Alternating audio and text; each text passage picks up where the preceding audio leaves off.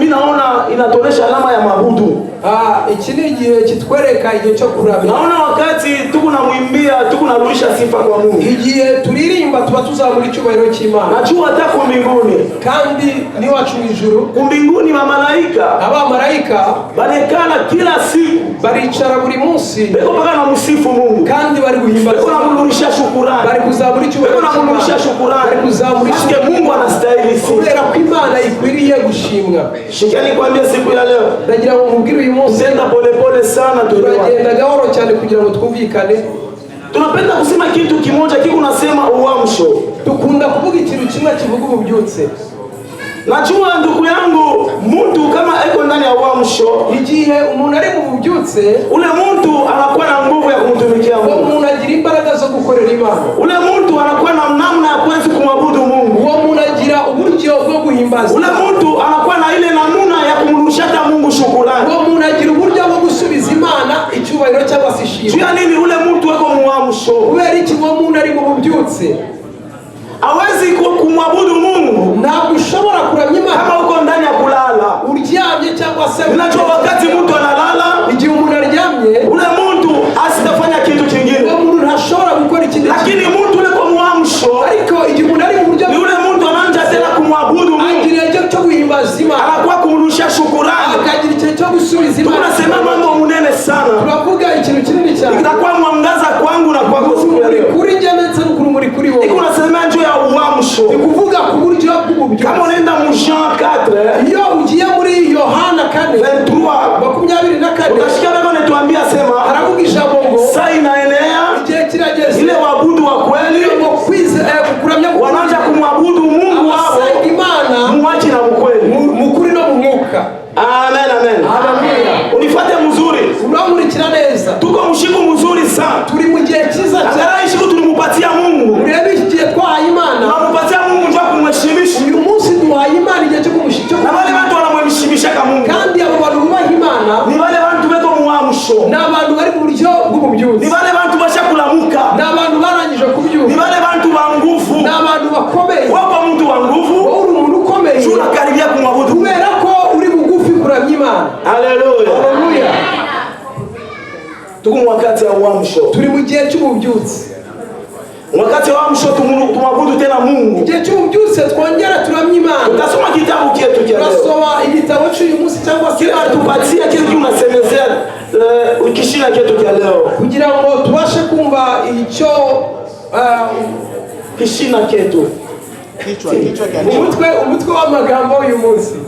Tutaenda mu kitabu cha Yohana, turasoma ijambo ry'Imana mu gitabo cya Yohana, chapitre yake ya 9, ibice byaho ni 9. Tutanja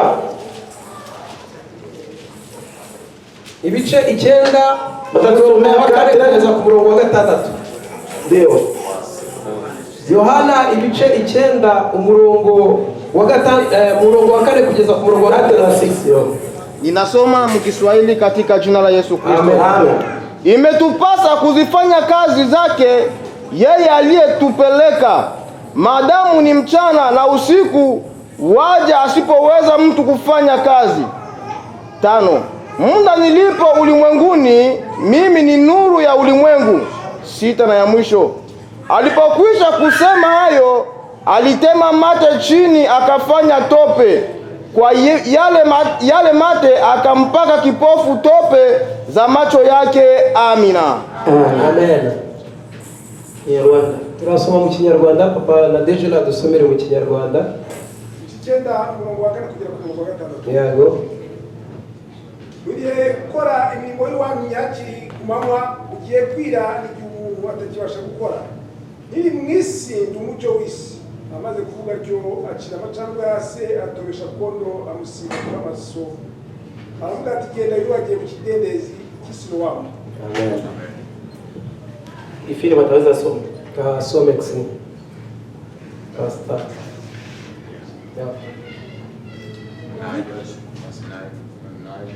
Johannes luku 9:4.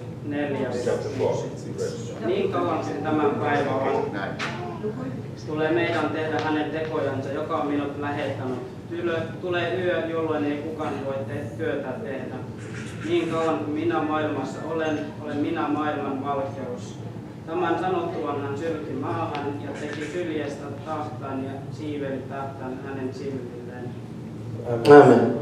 Ndio hapa wanatuambia mzuri sana. Aha batubwiye neza cyane. Ni Yesu Kristo eko nasema kwa mitume. Ni Yesu yabwiraga intumwa ze. Kama unaangalia kumwanjo ya chapite ya kwanza, nutangira kwitangira Yesu anaanza kuambia watu imana ya ule kibwete.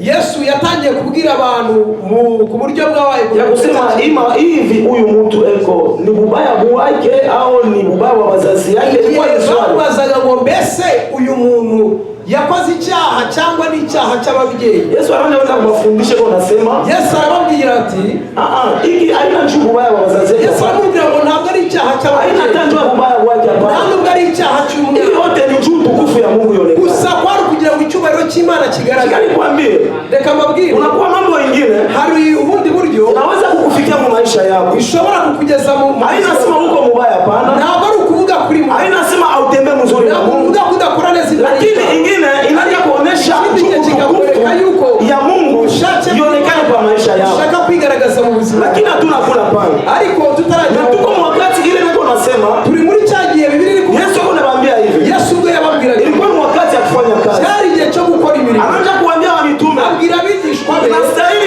kukwiriye ko tubyuka wakati ile muri icyo gihe ingariki mchana, hakiri ku manywa. Kama tuko mchana, niba turi ku manywa, kila mtu wote ni cyo gihe umuntu anaweza kufanya kazi, agomba gukora imirimo. Kama usiku inaingia, iyo ijoro rigeze, inakuwa ni wakati ya kulala, igihe cyo kuryama. Shikani kuambia kitu, ariko reka mbabwire ikintu kimwe. Leo tu unasemezea uyu munsi ndashaka kuvuga juu yangu na mimi na wewe, jewe nawe, mswali ya leo ku kibazo cy'uyu, uliangalia wewe mwenyewe, wewe wireba ubwawe, ushangalie neba wako, ureba abantu, uliangalie wewe, ahubwo ndebe. Tuko nakwambia mambo, wowe turi kukubwira tuko mshana, uyu munsi turi ku, wewe uko ndani ya kazi ya Mungu, uri mu gihe cy'umurimo, wewe washa kumfuata Mungu, wakurikiye Imana, wako namtumikia Mungu, ukorera Imana, parce tuko mu wakati, turi mu gihe.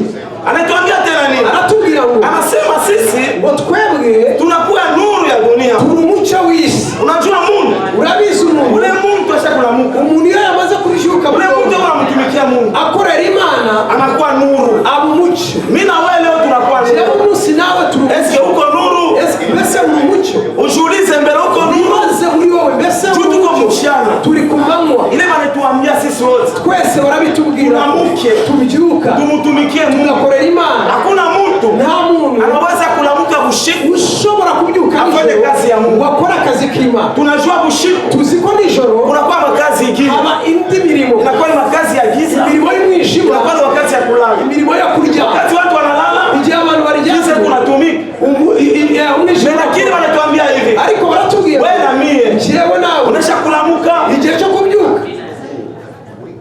Haleluya, haleluya. Tutasoma kitabu kingine, turasoma irindi jambo, batusomeko Romains 13, Warumi Abaroma 13 11. Igitabo cy'Abaroma ibice 13 umurongo wa 11. Reka dusome izina rya Yesu. Yego. Abaroma ibice 13 umurongo wa 11. Yego. Aranditse ngo nuko mujye mugeza mucyo kuko muzi uko igihe cyo gukanguka gisohoye rwose. Dore agakiza kacu karatwegereye kuruta igihe twizereye. Swahili. Tunasoma katika jina la Yesu Kristo. Naam, tukijua wakati kwamba saa ya kuamuka katika usingizi imekwisha kuwadia, kwa maana sasa wokovu wetu u karibu nasi kuliko tulipoanza kuiamini. Amena. Amen. Sikia nikwambie, ndagira ngo mubwire, watasoma na mkisome, tuje kupatana sisi wote kama uko tayari, sijui. Na kibazo? Okay. Ndio tunaendelea. Turakomeza. Wewe tuambia ni wakati ya kulamuka. Biblia tumewona igihe cyo kubyuka. Eske pale wewe uko? Aho ngaho uri. Unasha kujiuliza. Bese warangije kwitesema uko mu wakati ya kulamuka. Uri mu gihe cyo kubyuka. Au ingaliki ndani ya bushingishi. Uracyari mu gihe cyo kuryama. Tu unashikia Paulo anasema kwa Baroma. Paulo yabwiye Abaroma. Eko niambia sema. Arababwira ngo ili sasa iki ni igihe ya kulamuka cyo kubyuka. Kutoka mu bushingishi kuva mu bitotsi juu kugira ngo tunaanza kukaribia turegereje wakati igihe cyo kugira ngo ya wokovu tubashe gukizwa. Shikani kwambie, reka mubwire magharibi ya leo uyu munsi w'umugoroba mambo ya byakwe ndashaka kukubwira ibyo kuri mtu anasha kulamuka iyo umuntu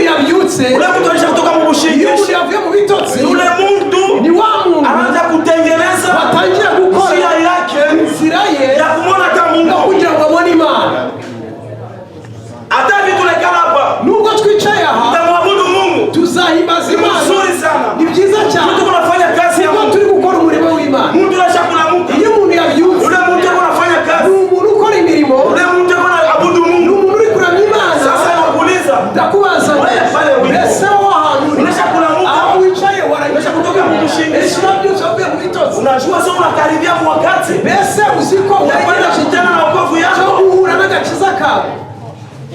Bakristo wa mingi. Abakristo benshi Wanaisha kusabu ile mambo. barangije kwibagirwa ibintu. Wanaisha kuyasabu Nibagiwe ibyo bihe. abajue tena. Ntabwo bazi. Tunaweza kumtumikia. Niba dushobora Tutaweza kumwimbia. dushobora kuririmba. Tutaweza kufanya yote shukrani. Dushobora gukora. Lakini leo Ariko uyu munsi ni swali yako.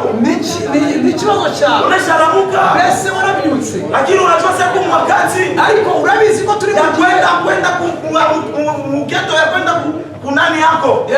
Turi mu gihe cyo kugira ngo tubyuke. Haleluya. Haleluya. Haleluya. Haleluya. Ni swali kwangu, ni swali kwako. Ni ikibazo kuri wowe, ni ikibazo kuri njye.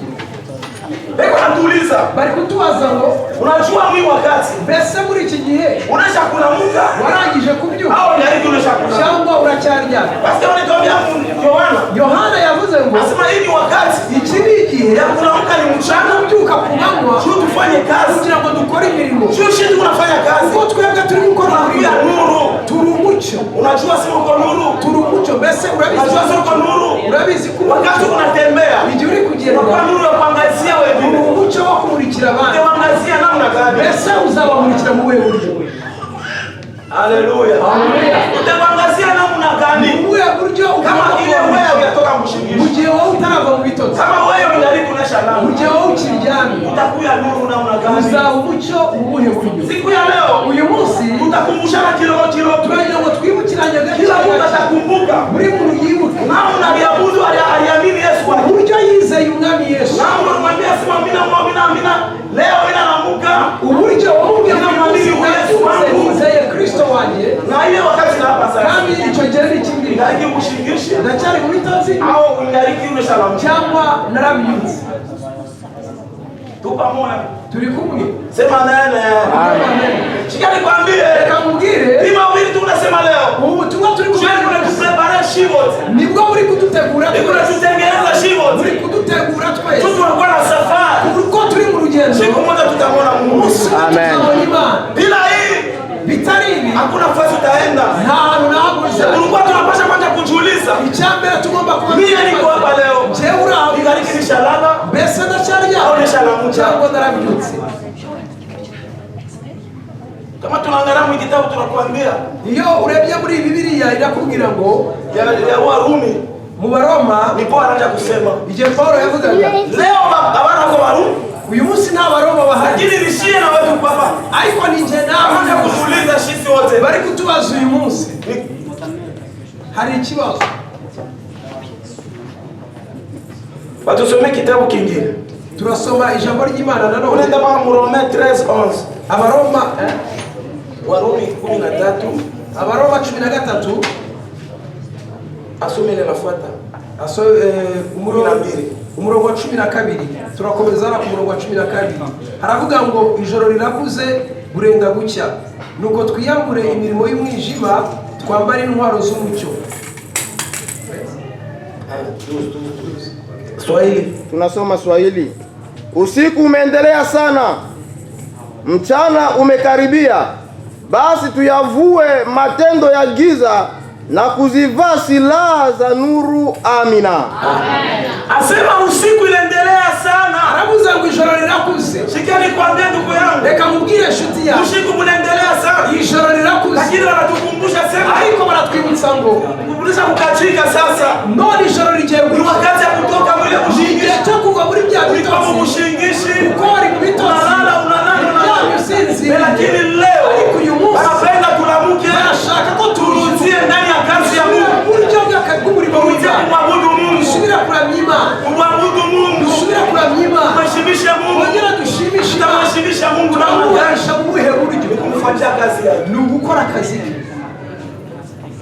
Kama unamheshimisha Mungu, Niba uri kubahisha ile Imana, wakati unafanya mapenzi ya Mungu. nibyo bigaragaza kuri gukora ubushake Mungu bw'Imana. anafanya mapenzi ya Mungu. Uri gukora ubushake Ule Mungu bw'Imana, anaweza kutoka mu uwo ushingishi. muntu aba avuye mu bitotsi, Ule Mungu anamheshimisha uwo muntu Mungu. aba ari kubahisha Imana. Haleluya. Amen. Kama leo anatuambia Niba ijambo ritubwira lazima tunamuke tunamheshimisha. kugira ngo tubyuke tuve mu Haina hii mwili hapana. ntabwo ari uburyo bw'umubiri, Ni mtu wa ndani. ni umuntu w'imbere. Yule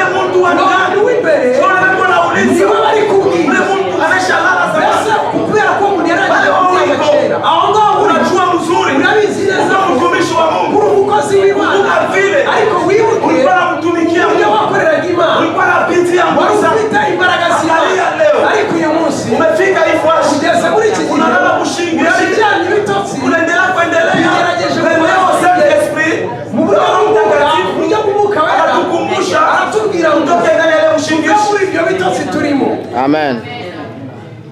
Kama unaangalia watu wengine, yirebye abandi bantu kama ni dabushi, iyo ari igihe cy'ijoro wanalala sana, bararyama cyane, mchana analamuka, ariko ku manywa ndani ya ushingishi. bagakomeza kuba muri bya bitotsi. Marangi nasema nini? Bisobanura iki? Kuko wakati moja Hari igihe kimwe wawezo ulilala sana, ushobora kuryama cyane kwa mambo ya mingi kubera sana, ko ari mu buryo bwinshi butandukanye, ariko ijoro ryose Kristo anaanza kutafuta agatangira kugushaka Mungu anamuke sana kugira ngo maabudu Mungu, kugira ngo ahimbaze Imana.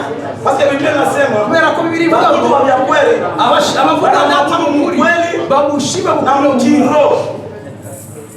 Hatutaweza kumwabudu Mungu ntabwo kimwili. dushobora kuramya Imana mu buryo bw'umubiri. Leo Uyu munsi tunapenda tumrudie Mungu. turashaka kugarukira Imana. Bila watu tumrudie Mungu. Jewe nawe tugarukira Imana Kumtumikia. mu nzira zo kumukorera. Kumtumikia Mungu. Dukorera Imana Tukuheshimishe kugira ngo tumwubahe dunia muri iyi si. Haleluya. Haleluya. Tayari kumheshimisha Mungu mu dunia. Mbese uri tayari gushimisha Imana cyangwa se kumwimbaza muri iyi si? Haleluya. Haleluya. Tunaweza kuwa wapastor. Dushobora kuba abapasiteri, Tunaweza kuwa waprofeti. dushobora kuba Tunaweza kuwa evangelist. dushobora kuba abavugabutumwa, Lakini ariko umeshalala. twarasinze Leo turaryamye. Ariko uyu munsi Saint Esprit umwuka wera Tenda turamuke. aragira ngo tubyuke Tumwabudu Mungu kugira wetu. ngo duhimbaze Imana mu buryo bw'ukuri. Mtu ananesha kulamuka mushingishi. Iyo umuntu abyutse mu bibazo Abamusukumaje mu kazi ya Mungu. ntabwo bamusunika mu murimo w'Imana. Mtu anasha kutoka mushingishi. Iyo umuntu avuye mu bitotsi Abamutafutage mu kazi ya Mungu. ntabwo bajya kumushakisha mu Yeye mwenyewe kazi. bidii yako ndani mwake. Wewe wenyine n'umuhamagara muri Anamtumikia Mungu akorera Imana wakati ya mu mateso, gihe gikwiriye, mu gihe cy'imibabaro, wakati ya mu furaha, gihe cy'ibyishimo, atamwadore Mungu. ahimbaza Imana cyangwa se aramya Imana. Biblia inasema hivi. Kuko Biblia ivuga ngo Wakati ya mateso, igihe mu gihe cy'umubabaro, wewe furaha, mu gihe cy'ibyishimo, murushe Mungu shukrani. usubize Imana Ese icyubahiro. wewe unamrushaka Mungu Ese shukrani? uha Imana icyubahiro mu gihe Wakati uko mu mateso, mu gihe cy'imibabaro? unajua kama unakuwa mu mateso, Ndabizi igihe uri mu wakati mubabaro unaanza kumsema ni Mungu, igihe utangira kuvuga huyu Mungu Imana, ni Mungu kani. ariko Imana ni Imana, Tumikia miaka mingi. ariko ko nayikorera Unaanza mu mateso. ariko uyu munsi ndetse mu Biblia bigeragezo. inasema hivi. Ariko Biblia iravuga ngo Ukuye mu mateso, niba uri mu mibabaro, ukuye mu furaha, uri mu byishimo, ushukuru Mungu. uhimbaza Imana. Ese wewe wakati unamshukuru Mungu, Wowe muri icyo gihe uhimbaza Imana cyangwa uyu munsi hauna problem na roho yako? mu mutima wawe nta kibazo ufite? Nenda tu njua limita. Kubera ko ngiye mu rusengero kwa Nenda tu njua nione tu. ngiye mu rusengero kugira ngo bambone. Biblia inatuambia Ariko Biblia iravuga ni ngo mtu wa ndani. umuntu w'imbere Sio ule Mungu na roho. Imana ishaka Siku ya cyane. leo Uyu munsi Mungu anatafuta mtu wa Imana ndani. irashaka umuntu w'imbere Anamuke kugira ngo abyuke amwabudu Mungu. ahimbaze Shikama Imana. tumwabudu Mungu. Muhaguruke duhimbaze Shikama Imana, tumtumikie Mungu. muhaguruke dukorere Wakati ya kumwabudu Imana. Igihe cyo gukorera Imana, Tushikwa atakuya. kuko igihe Yesu Hatujue azaza saa atakuya. ntabwo tuzi umunsi azaza, Hatujue kama ni magharibi ntabwo yake. tuzi ngo ni mugoroba, Hatujue kama ni kesho. ntabwo tuzi ngo ni ejo, Hatujue kama ni ntabwo matatizo. tuzi ngo ni amaraso. Anatuambia leo. Ariko uyu munsi Tunamuke hapa Biblia sasa. tuvuga ngo tubyuke noneho dukorere Imana, tugarukire Imana. Amen. Kama mtu Niba umuntu ashira mu mushingishi, akiri mu bitotsi, ule mtu anaanza kutengeneza wokovu yake. iyo umuntu atangiye kuva mu bitotsi aba atangiye gutunganya agakiza ke, Anatengeneza wokovu yake. aba atangiye gutunganya agakiza ke. Haleluya. Haleluya. Hii mjumbe ya leo Ubu butumwa bw'uyu munsi iko kwako na kwangu. buri kuri njye nawe. Kama niko naisema leo, Niba bivuze ni Mungu anasema tuiseme kwa shimo. Imana ivuga ngo Inaangalia mimi na yangana na wewe. irandeba nawe irakureba. Sasa kulikuwa leo Kubera iki munsi ujifungule wazi, twirekure, uchangalie, wirebe, tukumshike mzuri sana turebe turi mu gihe ya cyiza, maabudu. turi mu gihe cyo kuramya Imana, Wakati tuko naimba, igihe turi kuririmba, wengine wanaangalia, abandi barareba, wengine wanafomba kama hivi. abandi bari muri utu gusa. Meshikia nikwambie, Ariko ndashaka maabudu wa kweli. abahimbaza Wanaangalia katika nguo tunafuata. ntibareba imyenda Hii hainataka kitu ibi kupeleka. byacu bimaze imbere Wanalala hata chini. baryamamo Wanaanza kumwabudu Mungu. Wanaanza kumwambia bakabwira Imana Mungu nilitosha wapi? Imana oya Ulitosha kumatoa. aho wowe mujyo Leo ninashika uyu munsi ndahagaze uyu munsi ndagukorera Patia Mungu ni nini? iki twahaye Sio Imana leo siku ya maabudu. kubera ko uyu munsi yagishima Imana duhaguruke gusa duhagarare Tunatayarisha kufuana. turebe ibyo twiyamariye Hivyo gusa sasa na mafaa ibi kumelea. byose imbere y'Imana nta Lakini Mungu ameziona ule mtu. ariko Imana ikeneye wa muntu imbere kuko hari igihe Ule kimwe mtu wa ndani umuntu w'imbere kukutana na Yesu. azahura na Kristo. Hii kazi tunafanya uyu leo. murimo turi gukora Lazima siku moja umenye ko hari igihe mwenye kimwe kazi atakuya. nyiri umurimo azaza Ataziza mtu wa kandi ndani. azabaza umuntu w'imbere ngo mbese warankoreye ikibazo kuri njye nawe. wakati ya kuamka, Ni igihe cyo gukora cyo kubyuka. tutoke mu bushingishi, Tuve mu bitotsi tumutumikie Mungu. dukorere Imana. Dunia ya leo Isi y'uyu munsi inasha sabu, yaribagiwe. dunia inakuwa inakwenda ya kanisa, Isi yageze mu kanisa rusengero. inakuwa nje. Urusengero Leo wanatuambia shiba budu baba, ariko uyu munsi baratubwira ngo tujangalie sasa twirebe tuko twebwe. wapi mimi na wewe. Mbese njye nawe turi hehe? Watu wengi sana wanapoteza wakati wao walibatiziwa. Abantu benshi batakaje igihe bakirijwe. Kulizo walibatiziwa shuka na utajua. Ubajije umuntu ngo wakirijwe ryari ntushobora kumenya kubera iki? Haujue wakati yako. Navuze igihe cyawe cy'agakiza Ulize kawe. katikati yetu.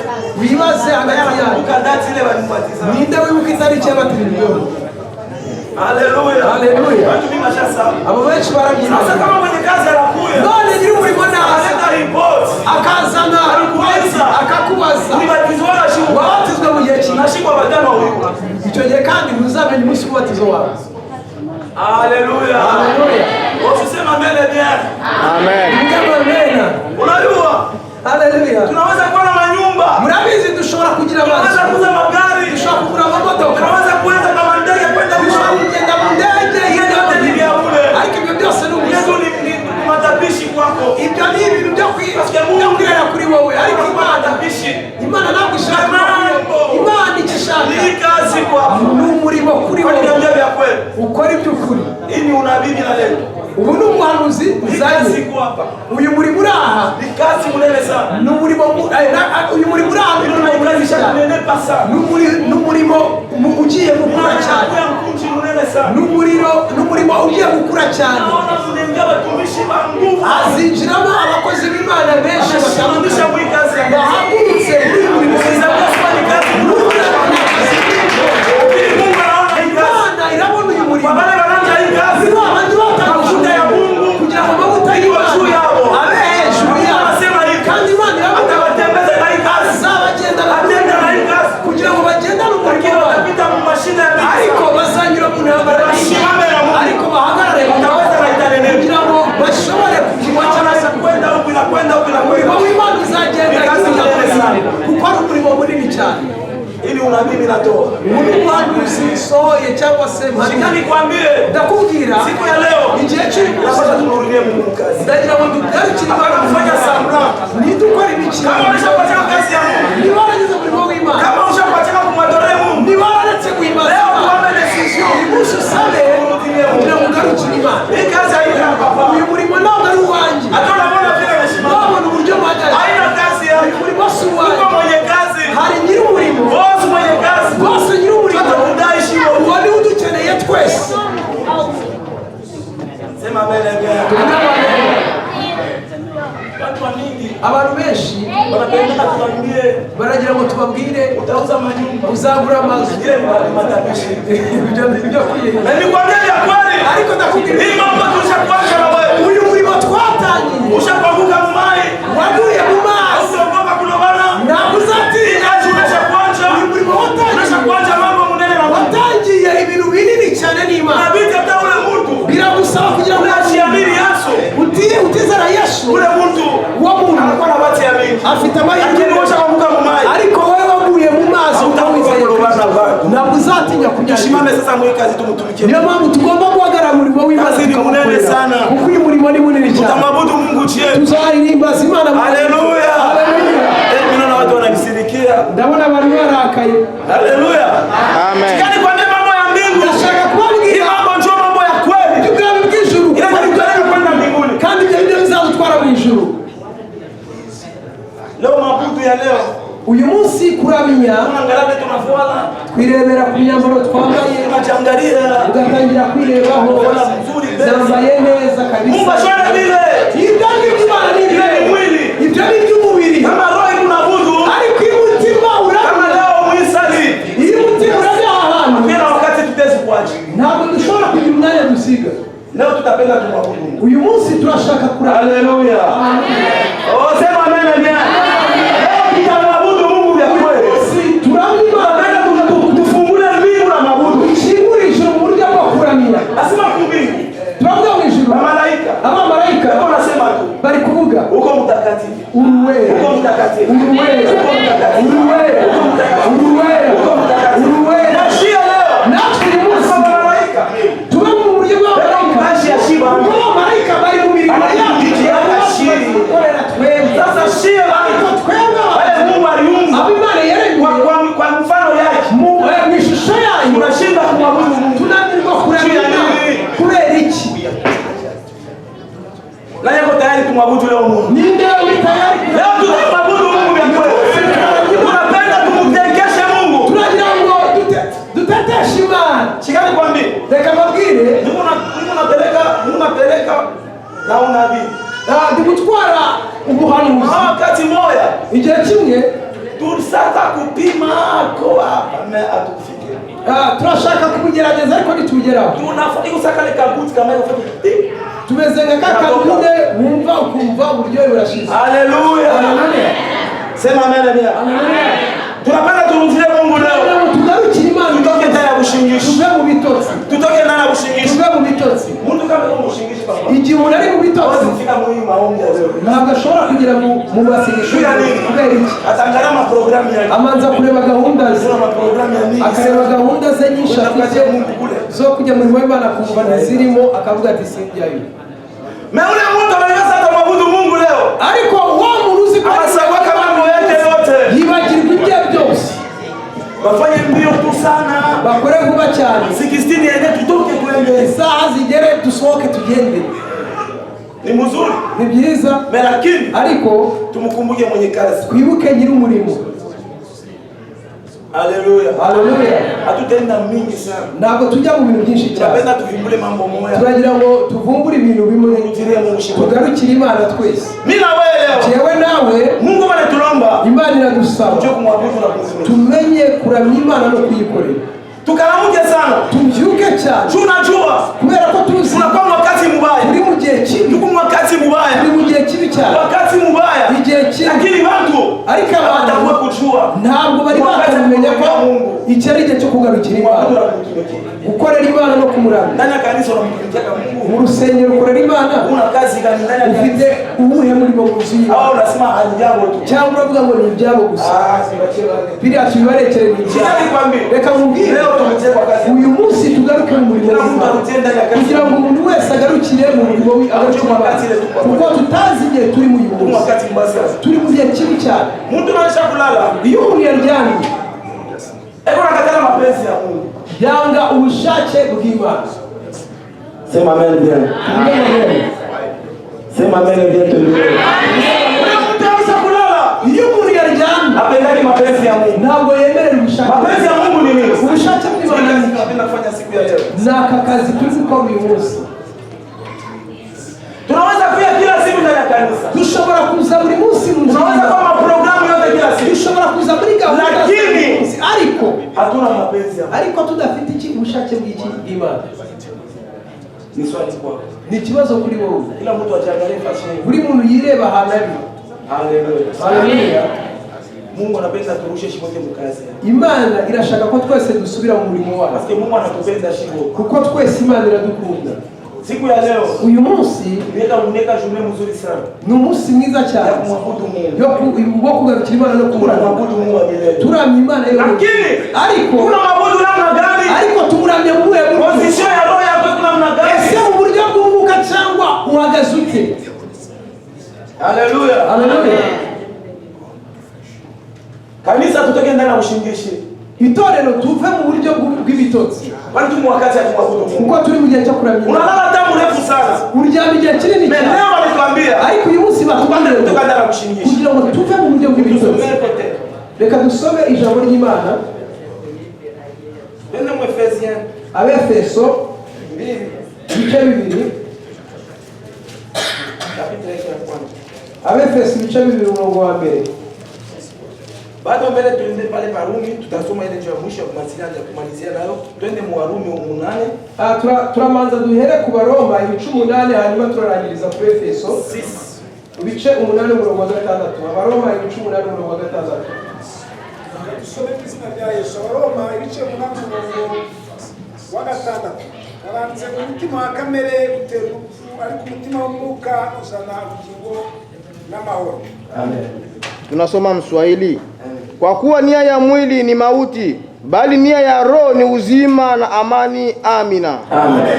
Shikia nikwambie. Reka babwire. Leo nasema ni kwangu na kwako leo. Bari kuvuga kuri nje nawe. Wanasema hali ya kimwili. Baravuze ngo kamere Vitu vya kimwili ni nini? ibintu by'umubiri ni. Yule mtu anapenda mwili yake sana. Ni wa mukunda umubiri. Wakati ana mkazi ya Mungu. Igihe cyo kujya mu murimo w'Imana. We arashaka kwiryamira cyane. Wakati ya kumwete. Turi mu gihe cy'izuba. Tulale mbele sana. Reka turyame igihe kinini. Wakati kwenda kufurahisha kuota yua. Ni igihe cyo kujya Meshikia nikwambie. no koti. Asema malipo yayo ariko inyishu yabyo ni urupfu. Lakini ariko ile ya kiroho bimwe by'umwuka inakuwa ni maisha ya salama, biba ari ubuzima bw'amahoro. Sasa wewe uko wapi pale wewe? Wowe uri hehe hagati yabo ngabo? Haleluya. Haleluya. Tusome ile verse ya mwisho. No, tunasoma cya gitabo cya nyuma Abefeso ibice 2 umurongo wa mbere. Tusome mu izina rya Yesu. Abefeso ibice 2 n'umurongo wa mbere. Namwe yarabasuye mwebwe abari bapfuye muzize ibicumuro n'ibyaha byanyu. Tunasoma katika jina la Yesu Kristo. Nanyi mlikuwa wafu kwa sababu ya makosa na dhambi zenu. Amina. Biblia inatuambia leo. Biblia inatuambia ngo kupitia dhambi nukucha mtu anashaka kuabudu Mungu. Umuntu utaramya Imana, dhambi kama inakutawala, igihe icyaha cyakugezerata ntabwo ushobora kongera kuramya. Ntabwo ushobora kongera gukorera Imana umurimo. Wewe ni mauti tu. Kuko uri mu rupfu. Mais sasa leo ariko uyu munsi usiangalie huko wapi. Reba ahantu uri. Kuya siku ya leo. Uze uyu munsi. Shimama siku ya leo. Uyu munsi. Namuka siku ya leo. Uyu munsi tumtumikie Mungu. Dukorera Imana. Kwani tunakuwa na safari kuko dufite urugendo kwenda mbinguni rwo kujya mu ijuru. Na yeye anajua sema tu msafara kwenda mbinguni. Ni tuziko turi urugendo rujya mu ijuru. Sasa tuulize malengo. Tunaje kwa tuwaze kile. Mashibo wote naye atenda wakati Yesu atarudia naye atamuona Yesu. Bese ndiye cyakugaruka kwa Yesu ndio uzamubona. Ngaraje yeye mwana chikite. Alina bari habana shikani kwambia kwa imani mwangaza mtamuona Yesu. Ariko kupitia kugambo Yesu naza nzamubona. Haleluya. Utaenda utabaki. Uzagenda cyangwa safari. Kuko turi mu rugendo. Kanisa ya Mungu itorero ry'Imana nasali kushimama. Birabasaba ngo haguruke tembea mu njia nzuri. Bagendera mu nzira nziza. Tembea mu njia ya ukweli. Bagendera mu nzira y'ukuri. Kama tunashimama mu ukweli. Niba duhagaze mu ukuri. Kuambiana ukweli. Tukabwirana ukuri. Tunalimepesha ikazi. Tuzabishimishimira. Itaenda kwa mataifa yote. Tuzakuza umurimo w'Imana ugende mu. Haleluya. Chemchemu yake iko hapa. Kubera ko ikintu cyacu chemchemu yake itangiro ry'umurimo ruhashya. Shima kibu ni hapa. Umurimo w'Imana aha ngaha ni igitangiro cy'Imana. Aha ni igicaniro kizagira ikizatendesha ku mataifa. Umurimo w'Imana ugende mu. Mimi na wewe tuko hapa. Ni bande bazajyayo kugira ngo uyu munsi duhaguruke. Amen, amen. Haleluya. Haleluya. Haleluya. Siku ya leo uyu munsi kama unaikufuru hivi niba uyire ubure ile ni neema